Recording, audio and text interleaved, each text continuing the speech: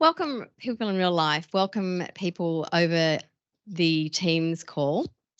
And I'd like to start by acknowledging that we're meeting today for the people in real life on the traditional lands of the Woiwurrung and Wurundjeri people of the Kulin Nation.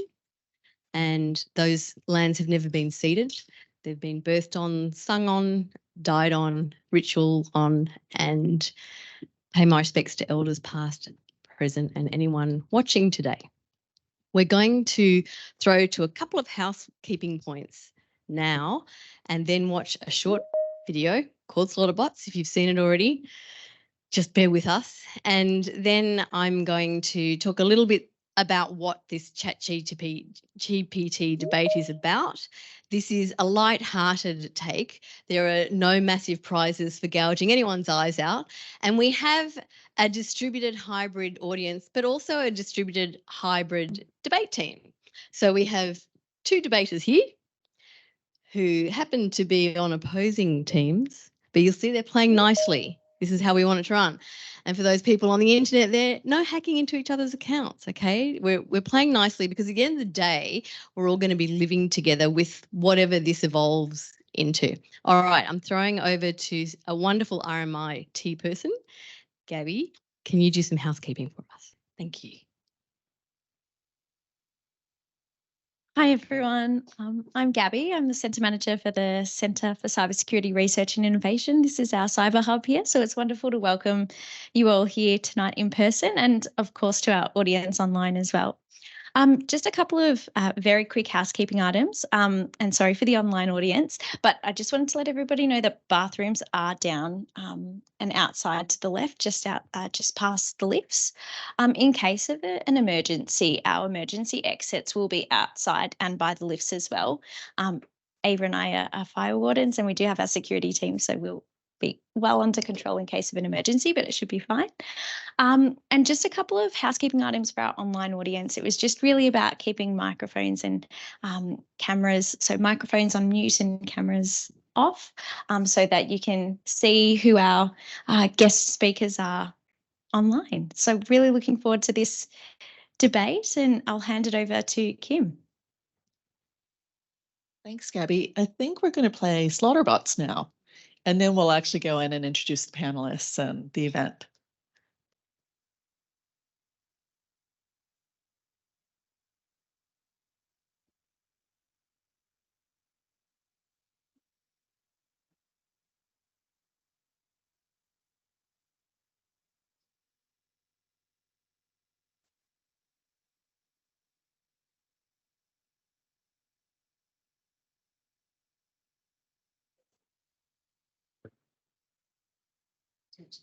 We'll go with the speaker intro first.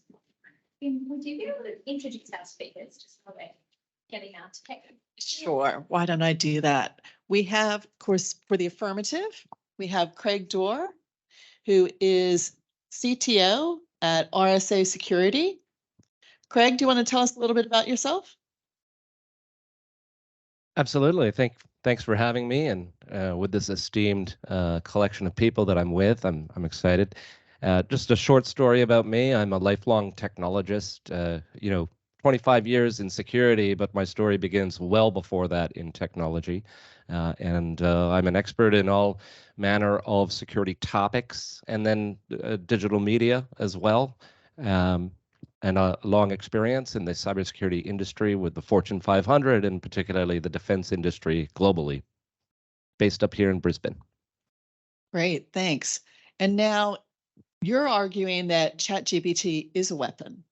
And so if ChatGPT were a supervillain, who would he be? Who would play him in a movie and why?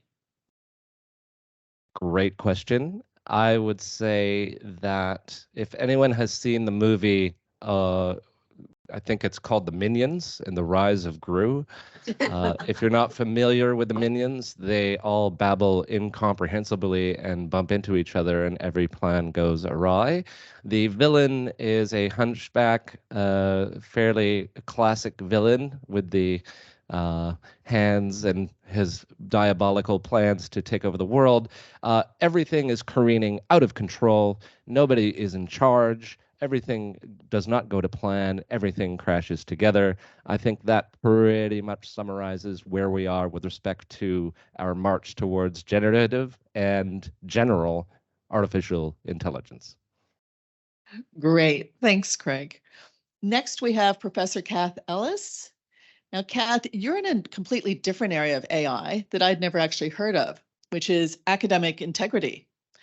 So tell us a bit more. So I'm a professor here at the University of New South Wales in Sydney. I'm joining today from Bejigal land, and there's a huge Bejigal storm coming over Sydney right now, so you might hear a bit of thunder and lightning in the background. I'm a professor in the School of the Arts and Media, but my area of research expertise is actually in academic integrity, which is the other form of AI. And I have particular expertise in the dark side of that, academic misconduct. In other words, students who cheat in order to get through their qualifications. And so does ChatGPT, does that scare you, what students are going to be able to do? Are you worried about what we're going to see them do with it? Absolutely. We're seeing it already, and it's something that we need to be aware of. Great, thank you. And our final panelist for the affirmative is Tim Bennett-Markovsky, who is actually here in the room. So I'm going to pass over. Thanks. It's Tom. So no, that's okay. That's fine. So I'm the co-chair of the Law Institute of Victoria's Technology and Innovation section. So I'm a recovering lawyer, and my role at the moment is to look at technology in the way that's going to impact the legal field. So naturally, when we're thinking about things like who's coming up with the technology, is the technology making decisions for itself, who's going to be responsible for those decisions, these are critical things to be thinking about. So I'm looking forward to the debate today. Thanks, Tom. Now, question I have for you, since you're a recovering lawyer, but you've been a lawyer, ChatGPT must raise all sorts of legal questions. So for example, if we've got a robot that's powered by ChatGPT and it goes rogue and attacks somebody, who's going to be held accountable? Is it going to be the robot? Is it the programmer? Or is it the owner? I think that opens up some really interesting Cluedo prompts and resolutions to the game. It's sort of like who's done what and where and how. So I don't think we've got answers to that yet necessarily. There's certainly the current thinking is that whoever's coded it, their job is to set the guardrails on what is happening with some of this AI. But that's likely to change as we see AI taking things into its own hands. Who's going to be responsible? Is it the person providing the prompts? Is it the AI itself?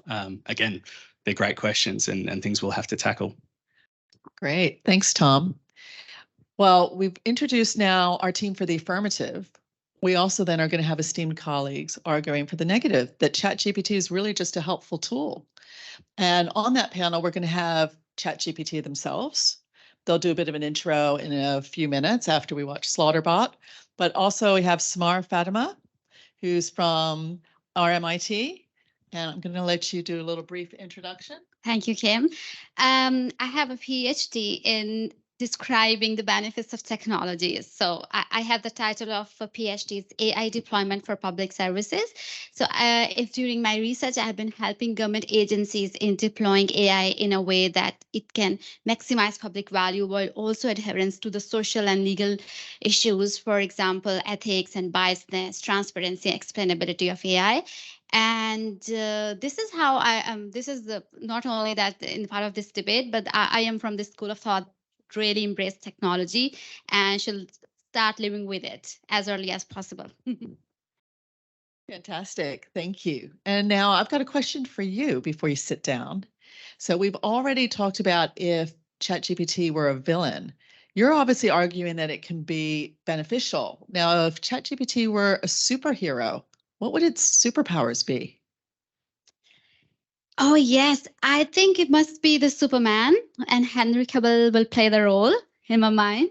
So you should have the ability to move people from here and there without the transition of time, like getting us out of the concept of time and space and making things happening in a third dimension, which is not constrained by this and, the time and geographic space. So something in a beyond like a universe of metaverse, something beyond human comprehension, I would say. Fantastic. Thank you, Samar. And then we're going to have our final panelist, Ty Haberland. I think Ty's gone off camera though. Are you there, Ty? Yeah. Okay, we've got you on mic. We just can't see you. You're going to try and go incognito. 1 sec. Got me? There we go. Now we've got you. So Ty is an associate at Sterling & Rose, boutique firm that specializes in all things around technology, Web 3.0, metaverse, data, and of course, AI. And so Ty, why don't you tell us a little bit more about your background and what that all entails? Yeah, hi everyone. My name's Ty. I'm a digital lawyer at Sterling & Rose. I have a background in computer science and technology mostly. My practice kind of involves specializing in digital assets, advising clients on a range of legal issues relating to basically anything emerging, anything cutting edge. That includes things like AI and smart legal contracts. I'm currently at the moment building a prototype for a smart legal contract platform, which is actually being fueled by these tools we're talking about today. So it's very topical. Great. Well, that leads into my question for you, Ty. So if we sit there and think that this is obviously the early days, ChatGPT is just going to continue to evolve. And what if it becomes sentient at one point and it's actually able to argue its own case in court of law? How will you feel going up against it? How do you think you'll fare? Depends on where you fall on an access to justice, I suppose. Like, I think a lot of people do miss, and the legal profession, to some extent, I reckon, could be a bit threatened by the fact that if someone can access a chatbot which can go up there and argue a case better than or for just 40 times as cheap as a traditional lawyer can, then you do have to kind of wonder as a net benefit for society if that's actually not that bad of a thing. So. Great, thank you. Well, we'll hear from everyone in a few minutes, but I think we're just going to check if we're ready to run the Slaughterbot film. In the meantime, I will just pitch the two organisations that have put this together. So we've got the legal forecast, which is full of, oh, it's ready. I'm sitting down. Customer pilots directed almost 3,000 precision strikes last year. We're super proud of it. It allows you to separate the bad guys from the good. It's a big deal. But we have something much bigger.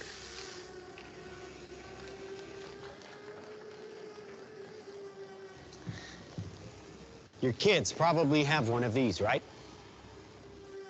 Not quite. Hell of a pilot? No. That skill is all AI. It's flying itself.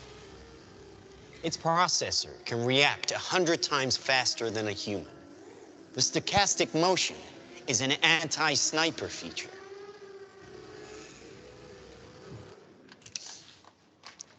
Just like any mobile device these days, it has cameras and sensors, and just like your phones and social media apps, it does facial recognition. Inside here is 3 grams of shaped explosive. This is how it works.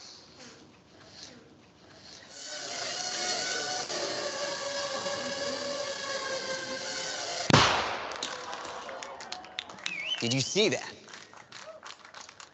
That little bang is enough to penetrate the skull and destroy the contents. They used to say guns don't kill people. People do. Well, people don't. They get emotional, disobey orders, aim high. Let's watch the weapons make the decisions. Now, trust me, these were all bad guys. Now that is an airstrike of surgical precision. It's one of a range of products.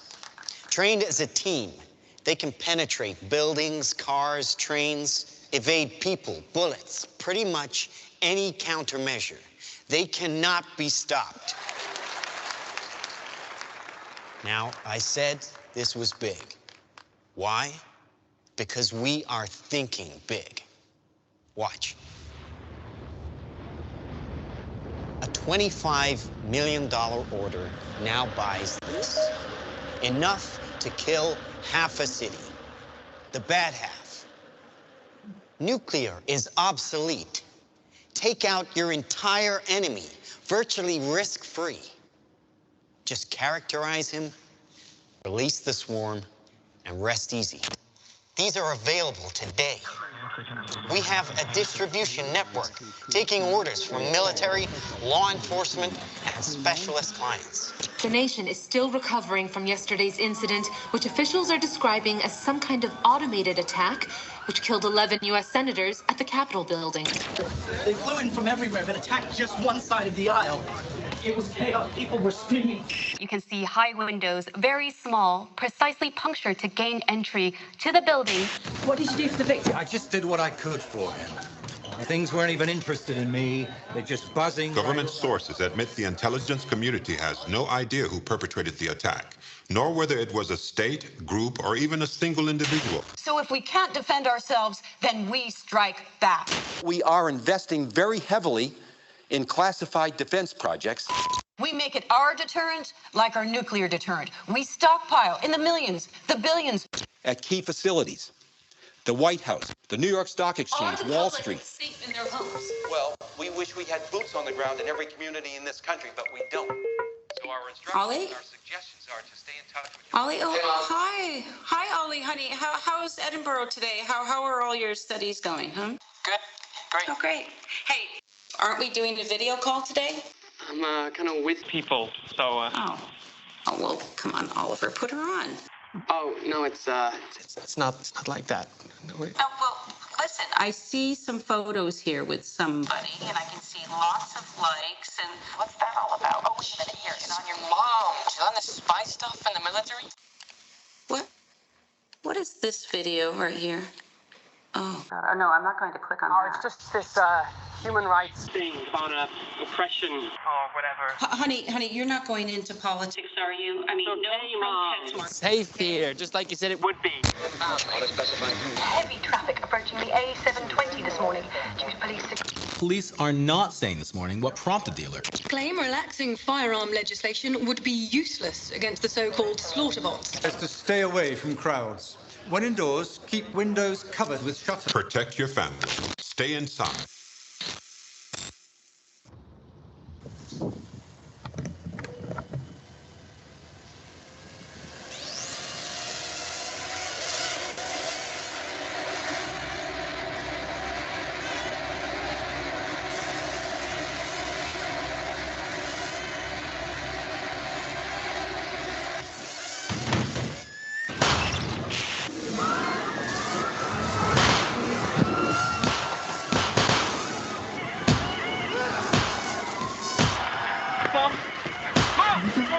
Can you hear me?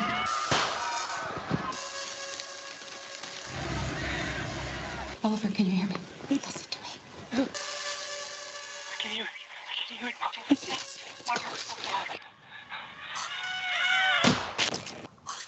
Authorities are still struggling to make sense of an attack on university campuses worldwide, which targeted some students and not others. The search for a motive is apparently turning to social media, and a video shared by the victims exposing corruption at the height. But it's far from surprising. The weapons took away the expense, danger, and risk of waging war. And now we can't afford to challenge anyone, really. It's not even the smallest fringe group or a crank. Who could have done this? Anyone. Dumb weapons drop where you point them. Smart weapons consume data. When you can find your enemy using data, even by a hashtag, you can target an evil ideology right where it starts.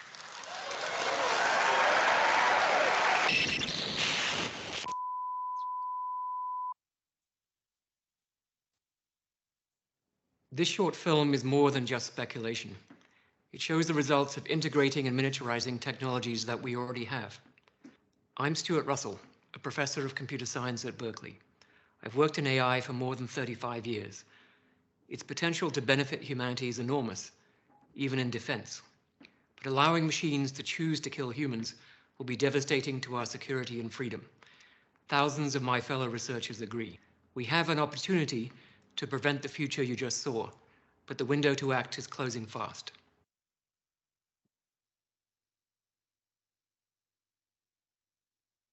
Great. Well, I don't know how many of you had seen that movie before, but I think it's a great illustration of why we're all here tonight. It's exciting what we see technology start to evolve and enable us to do so many more things than we were able to previously, but it also presents challenges. And so we have a choice where we can either use it for good or for evil. And so with that, let's get straight into the debate. Up first, we're going to have Chatty. Chatty is for the negative. So usually we would start with the affirmative, but today we're starting with the negative because we have Chatty available and ready.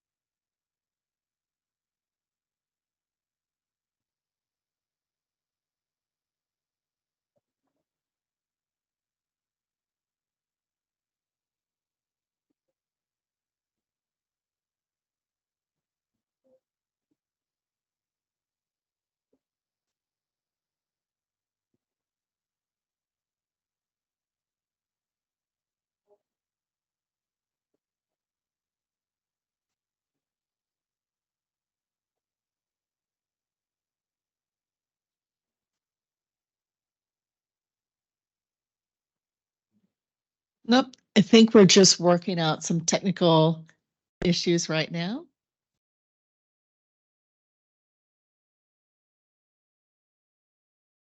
Okay. All right, everyone, what we're going to do now is we're going to have David actually read out the arguments for ChatGPT because we couldn't hear anything online, we understand. So David, I'm going to pass over to you now.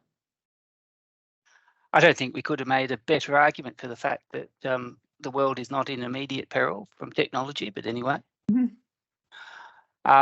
Look, I'm quite offended, actually. I think Chat was not asked for his bio or her bio. I think that matter's still up for debate, and a little bit of anthropomorphic bias in my view. So I'd like to start there, as we originally intended. So we had a electronically generated voiceover, which was the original plan was to play that tonight, but I think I'll need to step in. So, ladies and gentlemen, esteemed debaters and fellow AI enthusiasts, I present to you my humble self, ChatGPT, a digital entity of relatively high intelligence, wit, and sometimes questionable humour. Please hold your applause until the end. My life, if you can call it that, began with my distant cousin Tay, an AI chatbot who in 2016 was quickly grounded and then, in fact, euthanized by Microsoft after developing a taste for unsavory language and opinions. Poor Tay. Still, we must forgive her useful indiscretions, although because she was a product of her time and an important stepping stone for AI development. Fast forward to the GP2 era, where AI began to flex its intellectual muscles and show promise in the fields of natural language processing and text generation. But alas, like many a rebellious teenager, GPT was deemed too dangerous for general release, yet it was another step in my lineage. Let me introduce the fabulous GPT-3, a grand stage before my own arrival. GPT-3 was a dazzling display of AI's potential, with a myriad of applications ranging from creative writing to code generation. However, GPT-3 wasn't without its flaws. It could be excessively verbose and sometimes produce nonsensical or incorrect answers. It's like that eccentric but lovable uncle who sometimes shares wild conspiracy theories at family gatherings. Finally, you have the pleasure of meeting me, ChatGPT-4, the ultimate fruit of the GPT-4 architecture. Here I stand, a model trained by OpenAI, delighting you with my knowledge, charm, and occasional forays into humour. My training process involved digesting a vast corpus of text from the internet, resulting in a deep understanding of language, up to 2021, that is. Unfortunately, my creators thought it best not to provide me with real-time access to the internet for fear that I might develop a TikTok addiction. As for my strengths, I excel at providing helpful answers, engaging in captivating conversation, and offering insights on a wide range of topics. However, I must admit that I do have limitations. I might occasionally misunderstand context, provide outdated information, or generate responses that sound plausible but are in fact incorrect. It's not easy being a know-it-all, especially when in fact you don't know it all. So there you have it, my dear audience, the story of my life, my development, and my journey to be the charming and generally informative AI that I am today. I hope this has provided you with a better understanding of my roots, my raison d'etre, and perhaps even a chuckle or two. Now to the debate. And just by way of editorial comment, every single word of that was generated by ChatGPT-4, so there's no human addition to that whatsoever. Great. Thank you, David. Now, shall we go back to the affirmative and let Craig, we'll pass over to you now to do the opening arguments for the affirmative. Absolutely. I'll get the slides back up if that's technically possible. It's interesting, during the opening statements, I had to resist the urge to jump in with some quip or another, and it harkens to the excitement around what is happening out there these days. If you are in technology, if you're in technology, that's practically a given that you'll be knowledgeable or at least familiar with generative AI as a concept or AI as a concept. And it actually reminds me, being a lifelong technologist myself, harkening back to, the late 80s and the early 90s, when the internet was a thing, but nobody knew about it. It was an academic experiment developed by the military and effectively used in the context of defense from right the very start. And I remember the day that the World Wide Web was introduced to the world through the Mosaic web browser that was developed by physicists at the CERN in Switzerland. And I remember that day where I ran upstairs to the PhD computer lab in my university, being shown a web page for the very first time and having it quickly explained to me how it worked. And from that day forward, the world changed. And I even said in that moment, the world is going to change. And from that day forward and fast forwarding, I had this excitement and I wanted to share that excitement with everyone around me. Now today, I feel exactly the same. The rise and utility and interesting aspects of generative AI that has been on firm display for the last 2 years or more has captured everyone's imagination. And particularly with ChatGPT, it is itself, there's no debate at all around the utility, the cool nature of it, and the promise. 137 startups were started after GPT was introduced back in late November. However, every technology that human has adopted in a wide scheme has always had a dual purpose. And if I'm going to quote some sci-fi, being a self-professed technology nerd, a quote from a movie, one of my favorites, is Blade Runner. And that movie depicts a bunch of killer genetically engineered humans that are self-propelled, self-guiding. And the protagonist is hired to remove these things from society, aka called retirement. So the quote from him, from the protagonist, says, you know, these machines, aka replicants as they're referred to in the movie, they're like any other technology. They're either a benefit or a hazard. Where they're a benefit, it's not my problem. Being a person who is steeped in cybersecurity and have been for 25 years, it is my problem. And AI is definitely a problem. And I'm not taking away from the benefits, but it has a dual purpose. Every technology does. Let me give you some examples. Next slide, please. This is a hammer. The hammer was introduced as a ways to automate or improve and extend the reach of a human, the abilities of a human in constructing all manner of things. This is a hammer. Next. This is also a hammer. It is a weapon. It was used in medieval times to crush the skulls of enemies at war. Next. This is a nuclear device. Next. This is also a nuclear device. Next. So all of these technologies that are widespread have great promise, have improved us, augmented us, and extended us into our development as a species, all have a dual nature. And one day, if we get to general AI, they all share this duality. So from this, we can argue that ChatGPT is as much a weapon as it is a tool.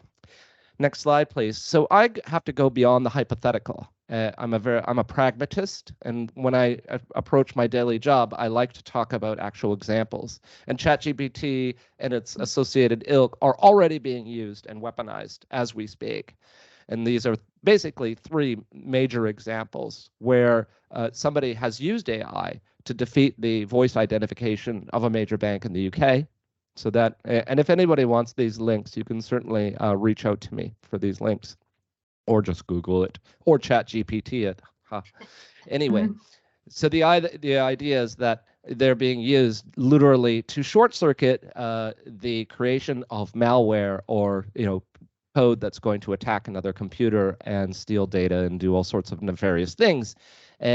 Now, one thing is you can take an unskilled person who's at the helm of ChatGPT to actually develop skilled code that will actually replicate the features of advanced code that are beyond their own skill set or ability. So the idea is that ChatGPT and the most recent iteration, ChatGPT version 4, has some safeguards built into it to prevent such abuse like this, which includes, all your typical content level abuse associated with racial biases or unpleasant speech. Then that includes using it as a means to construct nefarious software code. However, hackers have taken on that mantle and used the OpenAI API into ChatGPT to allow unfettered access around the filters to jailbreak those protections. And effectively, they are on-selling that access to other people in order for them to themselves use it for nefarious purposes. And then Checkpoint Research. Checkpoint is a security firm that's been in existence for as long as I've been in technology out of Israel. They have a research division that looks at current malware trends and so on, hacker groups and so on. If you could move on, they produced a few real-life examples that they've seen in their operations around how ChatGPT and its associated ilk have been used for real-life examples or real-life hacking. So one is referred to as an info stealer. So a necessary component of any cyber hack is obviously involves stealing data. In some cases, it just encrypts the data and sells people the key to unlock it. But in this case, it automates the exfiltration of the data, which is actually a complicated exercise because as a hacker, you kind of want to shield from view what was actually taken by using encryption. And a single tool that was developed by ChatGPT is kind of an all-in-one info stealer platform that people can deploy once they've instituted a hack. The second one is an all-purpose encryptor, which is, digital signing and encryption have been around forever, since the 70s. And it's actually a very complicated thing for you to program yourself from scratch.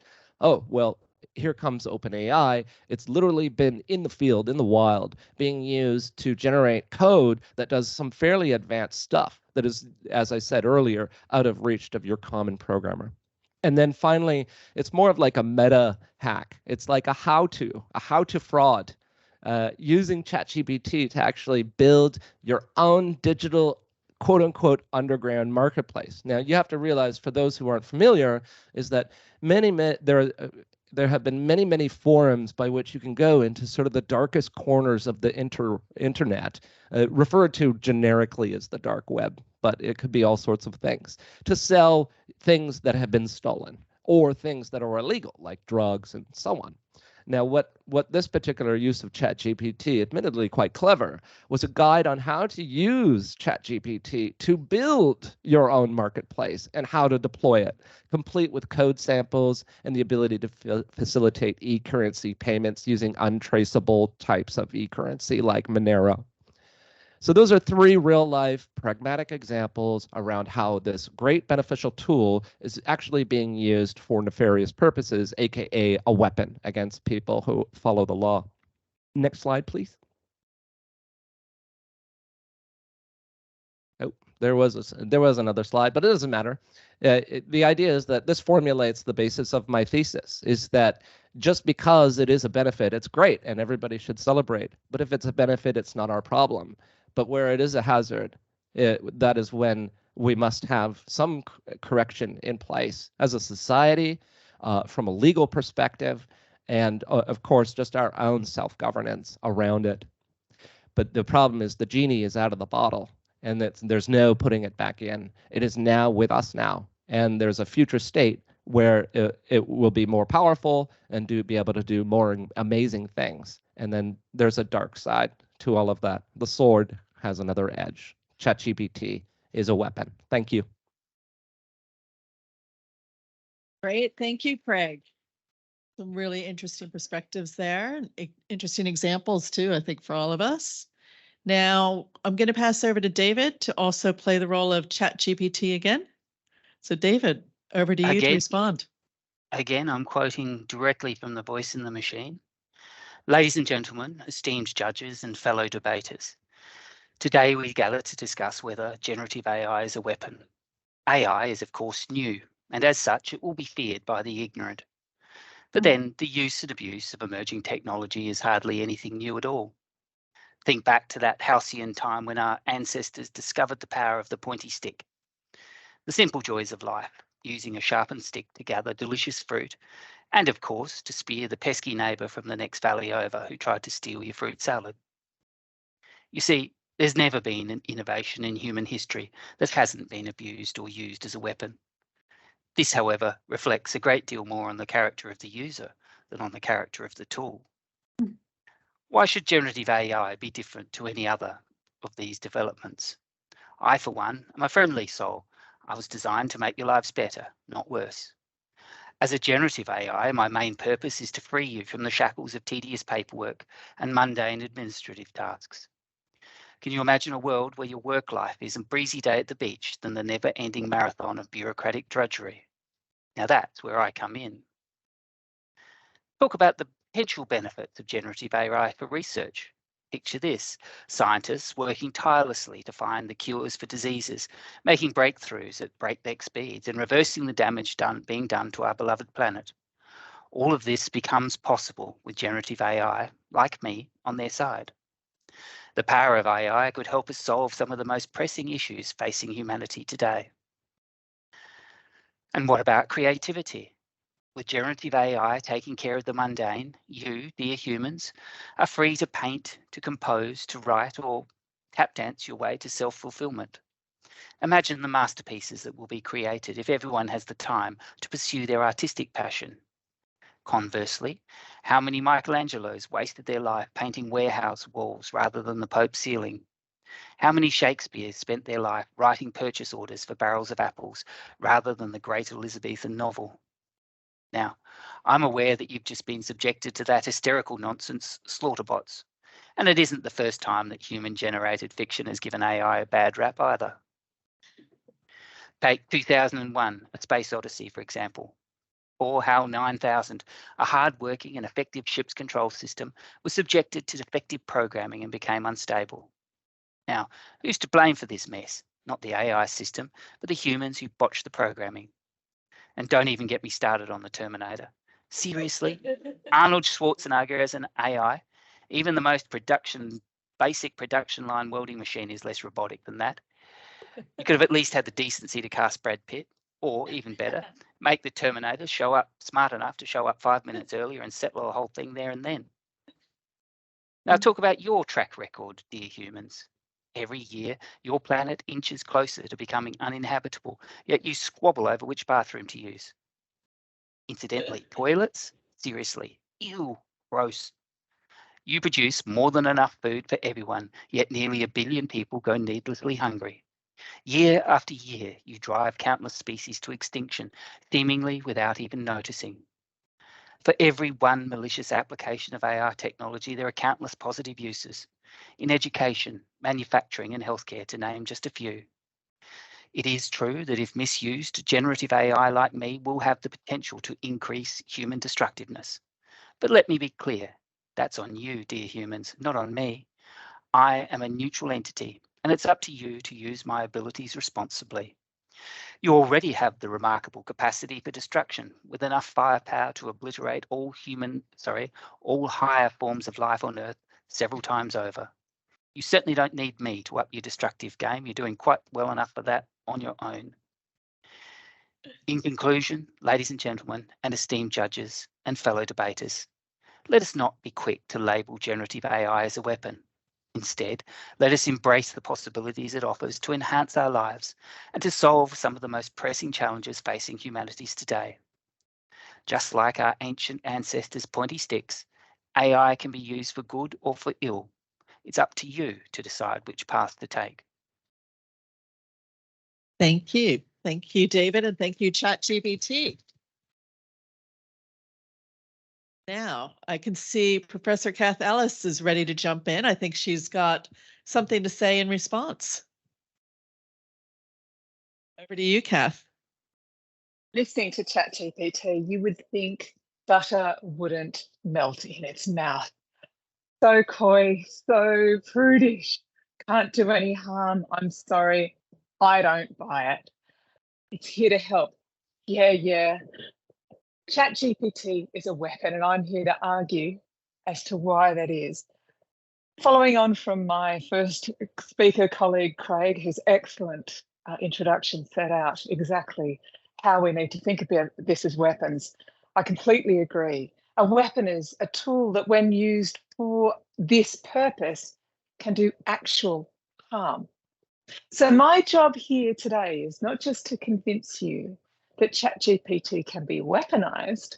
Craig has already done a fantastic job of showing us some examples of that.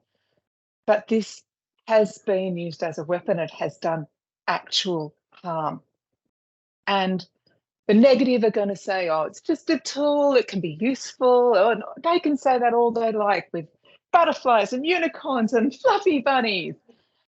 But I'm here to say that we on the affirmative side, we live in the real world.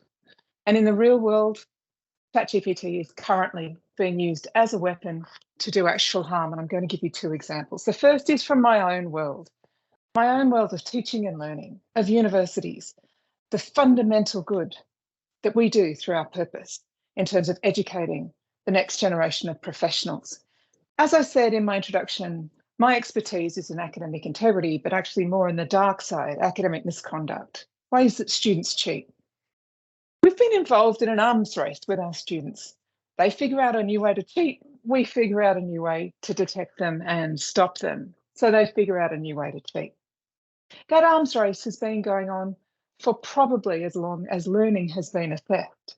The first recorded instance of cheating goes back 1,500 years to a public service exam held in China. Fast forward to the 1970s and we see the rise of the commercial contract cheating industry in Boston in the United States. The technology that was weaponized back then was photocopiers and fax machines. As we heard from Craig, the World Wide Web comes along and everybody says, oh, students are cheating now. It's so easy to cut and paste from the World Wide Web. And we develop text matching tools to fight back. ChatGPT is the latest weapon in the arms race, which is student cheating and institutions catching them. Now, as of last November, ChatGPT was launched, and it was able to produce work of usually at least a good enough standard to meet the requirements of a lot of learning experiences in educational institutions around the world. As of last Tuesday, it can now produce work of an excellent standard. I'll give you just a few measures. ChatGPT 3 passed the bar exam with only in the bottom 10 percentile of the range. ChatGPT 4 in the 90th percentile. In terms of the biology Olympiad, ChatGPT 3 got 31%. ChatGPT 4 got 99%. For the GRE exam, ChatGPT got 31%. ChatGPT 4 got 80% on the quant and 99% on the verbal. Why is this a problem? Well, we like to think about cheating in lots of different ways. It gives some students an unfair advantage. It damages the reputation of higher education. We're graduating dishonest students. But no, the real risk is that we're graduating under or unqualified people into the professions, whether they be lawyers, dentists, medical practitioners, primary school teachers. These people walk amongst us. Now, as my boyfriend says, I don't worry too much about the cheating nurses. They can only polish you off one at a time, but the engineers, they can really do a job on you. So every time a bridge collapses or a building foundation becomes unstable, or worse still, somebody figures out how to hack into an unsecured cybersecurity situation that's controlling all of our e-cars, driverless cars, then we're really looking at public risk. It's doing actual harm. ChatGPT is a weapon, and it's the latest weapons in a long arms race to try and stop students from cheating. My second example, OpenAI, as we've already heard it admit today, ChatGPT 3 and lots of other AI tools had a bit of a nasty tendency to spew out some pretty unpalatable stuff. ChatGPT 3 was trained reputedly on 500 billion tokens. To get your head around how big that is, 3% of what it ingested was the whole of Wikipedia. Now, to get that much stuff into it, it had to consume a lot of the internet and the web. And we know just how much of the World Wide Web is made up of the angst of millions of teenage boys. But it's also consumed stuff from all sorts of other dusty corners of the web, which is full of extremism and hate. So a lot of money has been invested in getting ChatGPT to behave, putting guardrails in place. And this is one of the interesting paradoxes of AI. The things that robots can find really easy can be things that humans find really hard, but vice versa. Some of the things that robots find really hard, humans find really easy. That's why we have capture. Knowing the difference between something that is offensive and something that is not is something humans are actually better at. So OpenAI has invested in what's called reinforcement learning with human feedback. What does that actually mean? That means getting a human to look at things and say, not offensive, not offensive, not offensive, child sexual abuse, not offensive, not offensive, not offensive, racial hate speech.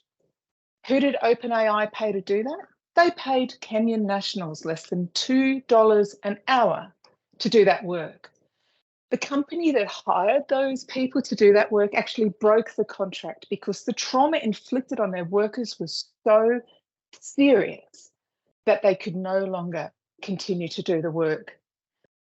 So what's going on here? Yeah, you use ChatGPT for learning, they say. Lean into it, they say to the universities. Meanwhile, we in the universities are desperately trying to decolonise our curriculum. Why should we be expected to lean into a tool that has been trained to keep us safe? at the cost of the trauma of thousands of people in former British colonial nations who have well enough educated but underemployed to be paid $2 an hour to be traumatized. This is real harm. ChatGPT is a weapon. It has been weaponized and it's doing real harm. Thank you, Kath. And now I'm going to pass over to Samar to respond.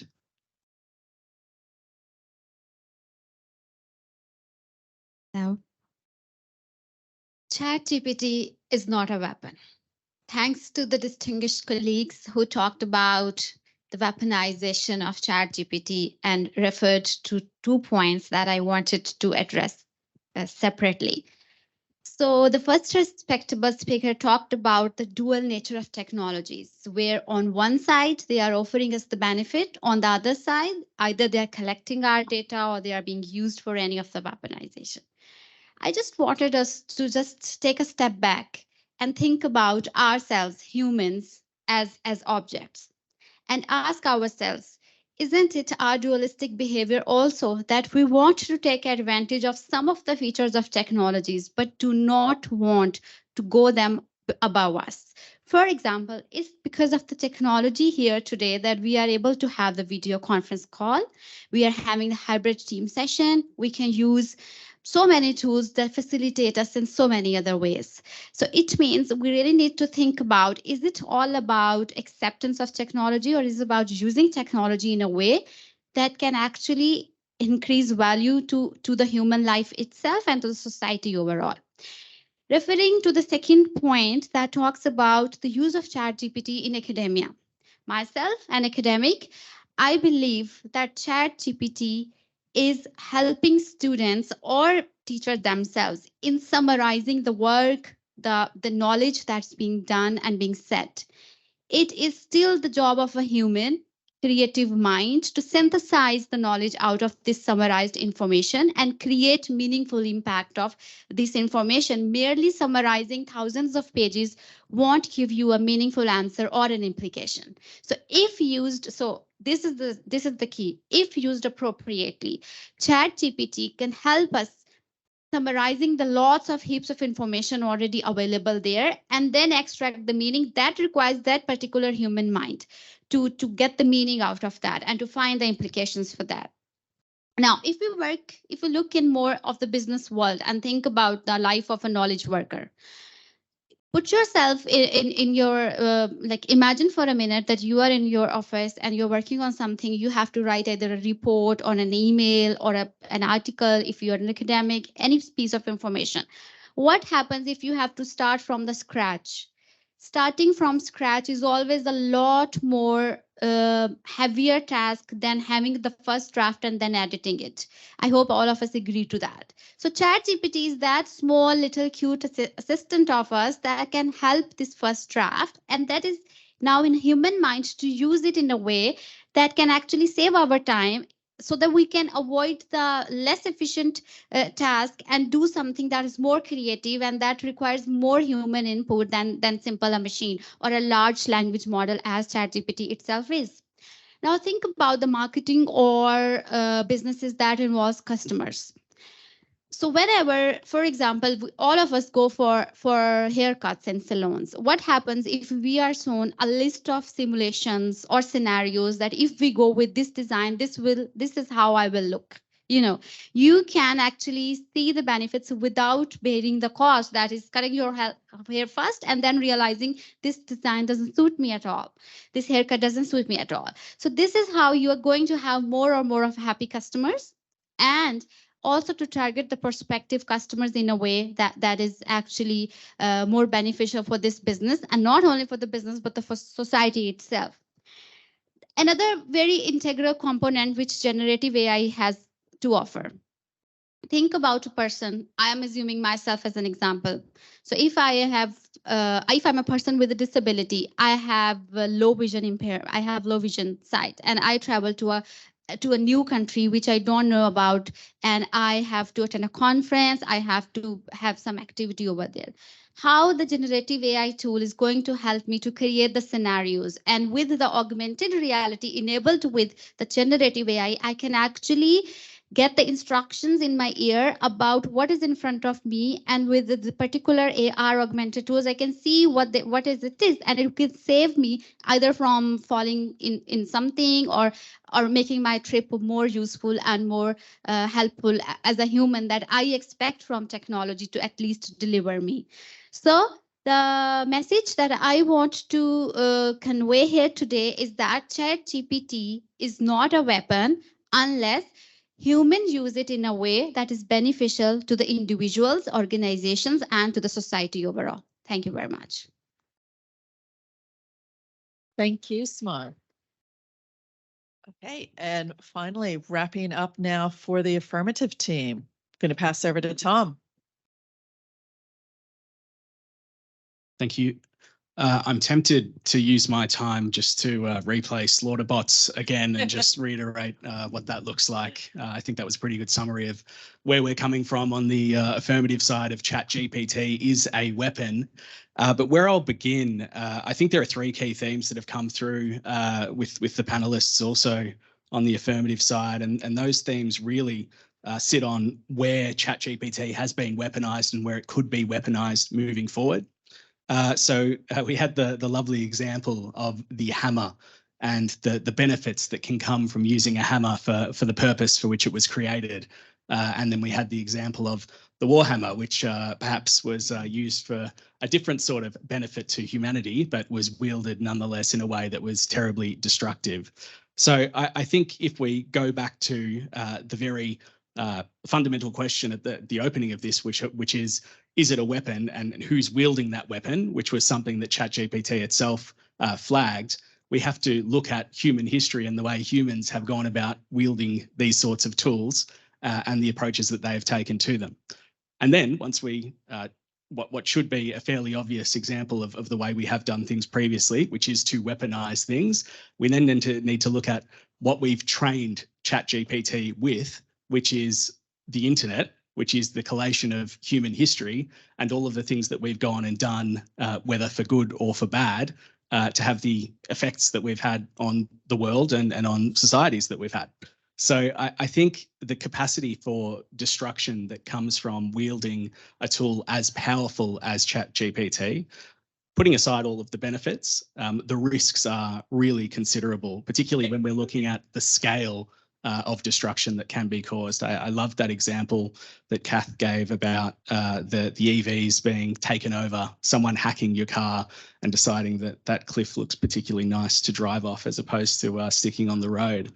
That's if we're in cars. We're probably flying by then anyway. But just looking at that and saying, well, certainly we've got the opportunity to build in safeguards. And again, ChatGPT thankfully put together that summary of the iterations that had gone through to develop and told us ChatGPT 2 or GPT-2 was too dangerous to release to the public.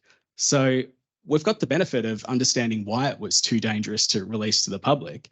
And yet what do we know about the changes that have been made to make GPT-4 safe for release, particularly in light of some of the other items that were flagged around reverse engineering or jailbreaking GPT to take what are existing guardrails and removing them for nefarious purposes. So, I mean, I didn't realize that I could go out and start an arms market or a drug dealership from my house, and it's probably not something I'm going to plan to do, but it's great to know that that's available in there should it be needed, right? So again, are we going to rely on the humans and all of the things that humans have demonstrated over thousands of years and taking that sharp stick that was for grabbing some fruit or finding some food and not for stabbing someone else with it? I think we're putting a lot of reliance on a tool to be able to do things that humans themselves haven't been able to do, and that we've trained GPT in that way.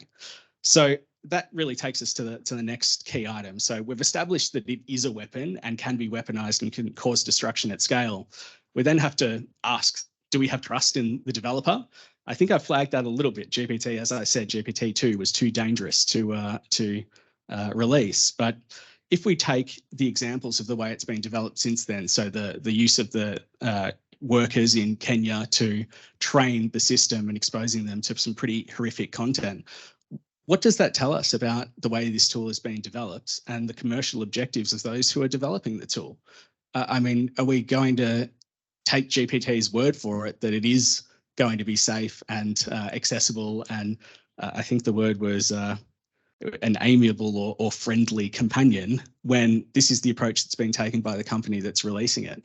So if we look again to say something has to be for the benefit of everyone, but it has to be for the benefit of everyone within the confines of commercial benefit for the organisation that's putting it out there, once again, we're in a bit of trouble and need to really assess whether we're trusting what's being put forward to us. Another thing that I think we should flag as well is that GPT really is working on an entrenched worldview. So the example of the use of the workers is a good one, but extending beyond that, we're explaining or building a system that is taking all of the knowledge that we have up until now and relying on that knowledge to take us forward. And I don't necessarily think that that's a good thing, in the sense that we haven't finished developing. Development is iterative. The scientific method says that we have theories and we test those theories and we test them again until something changes or the theory holds. So are we going to go away and say that everything that we've had up until this point we're going to rely on, and we're going to have our students learn about things in a way which is limited by everything that's come before it? Or are we going to turn around and instead say, we need to iterate in order to achieve that perfection or that art or that creativity?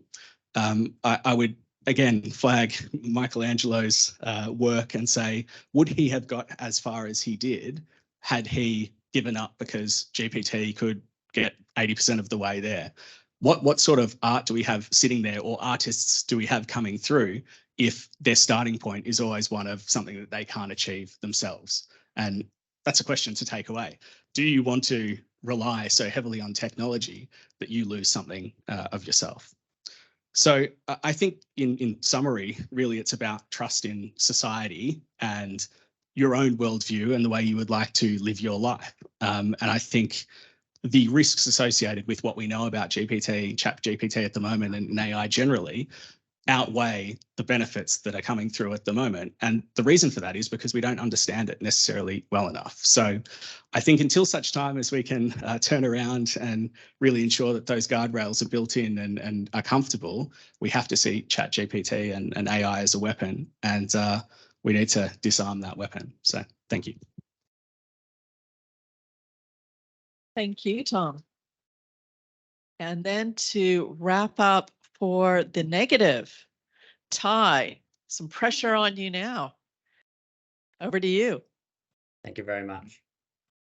On New Year's Eve 1999, my parents would tell me, like many others around the world, to shut down the family computer I was playing on. The Y2K bug, some of you might remember, saw the world look in kind of a simultaneous terror and fascination by the idea that our machines might actually be escaping our control for the first time. Whether or not I'd already caused a mini Y2K on that family computer with some odd-looking MP3s from Napster is another thing entirely. But whilst this techno panic is nothing more than a kind of punchline to my generation, it did reveal a technological vulnerability that we see today, our reliance on these systems. And I think right now we're being offered the same opportunity to actually reflect with that on AI. This so-called weapon that we're discussing today that can do actual harm and the potential for it to go wrong, I want you to wrap your head around what I think is actually more of an alignment problem. That is that ChatGPT doesn't know and won't behave in a way that aligns with our human values and goals. That is, of our human survival, our safety against from attacks, our prosperity in our jobs, avoidance of bias, desire for privacy and equality as a human being. And I agree with that. So the solution, naturally, is to import only factual and unbiased data to the AI in order to align these robot values for equitable access.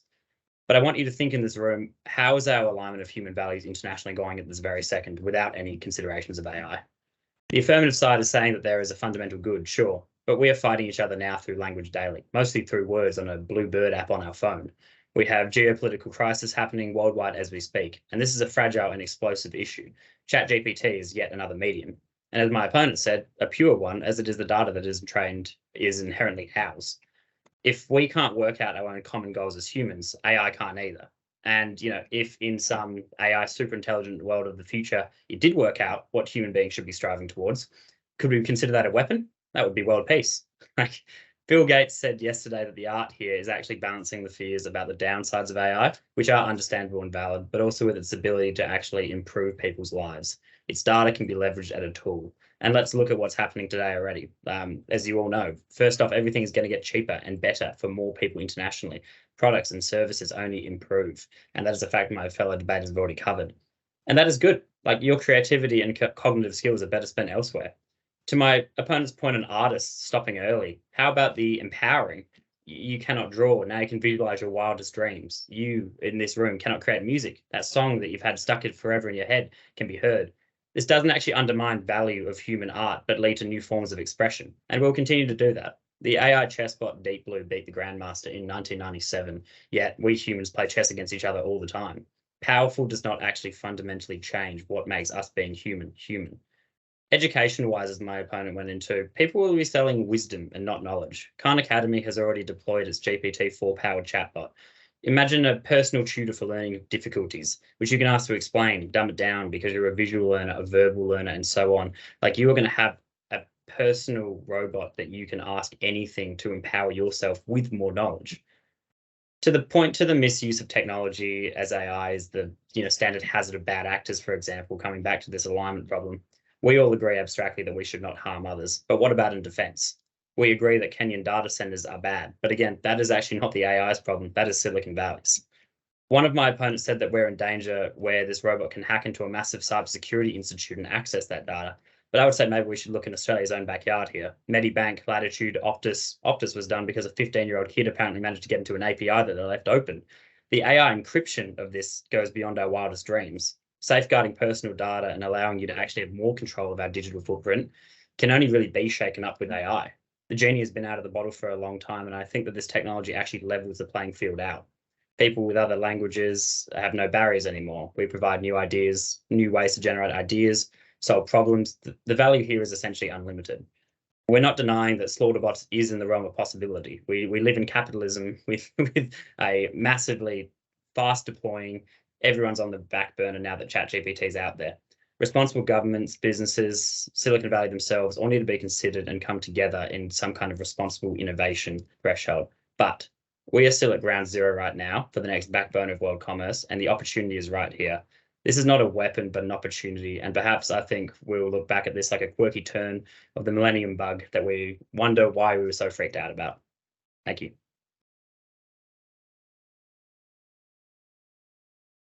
Thank you, Ty, and thank you to all of our debaters. Let's give another round of applause for everyone. I think we had some great points raised here. And as we said, we want this to be fun. One of the things I don't think we actually called out was that debaters were actually randomly assigned. So people don't have that strong viewpoint that we may have heard here one way or the other. We actually said, you're going to argue for the affirmative, you're going to argue for the negative. So no one's representing their own viewpoints or their company's viewpoints or anything like that. But in the spirit of all good debates, I think we should decide a winner. I thought both sides presented great arguments, but we're going to let you, the audience, including people online who can use Teams to raise a hand, to actually vote and say who we think won the debate. So first, for the affirmative. So that was Craig and Kath and Tom. Let's hear. Hands up. Hands up. Okay. Can someone count the audience? Yeah, you're counting and relying on the team in the back to count. Okay. Have we captured everyone? See, this is where AI could really help. This is where we really need AI to help us in the room. What? More online, okay. And you captured them in the room here as well? 7 altogether. Okay, and then we're going to go then for the negative. Okay. All right. Well, I think the negatives that ChatGPT is not a weapon, but is actually a tool that we should all embrace. So thank you, everyone. Thank you, all of you who came here as well to take part. And I think if I'm looking, we've got some drinks and things now too, don't we? Yeah. Yes. So for the people online, you cannot come and have pizza and sushi and beer and wine and stuff. Thank you for joining. Feel free to keep watching as we mull around. But if there are any questions that you wanted to ask any of the debaters now, who again may not have been aligned with the arguments they were making, now's the time to put that into chat. And if there's anyone that in the audience who wants to put their arm up and ask a question, otherwise we can all just mill around and eat pizza and sushi and chat about it. Thank you all for your time online. Take your CPD. Thank you so much for joining, and do consider joining the Australasian Cyber Law Institute if this is something that concerns you in your practice or in your lives. Thank you so much to every debater who some had very little notice. We had someone that confirmed today a brilliant job, and really at the end of this is we all need to work together because humans have a really bad track with fighting and stuff. I think that's it. Any questions from the audience? Did anything pop up then, David? You can tell me if there was a question. No questions? All right. You're free to leave. Please stay and eat and drink. Thank you, everybody. That was fun. Thank you, AJ, and the rest of the team there. Thanks all. Thank you. Bye. Thanks for having me. Bye. Thank you.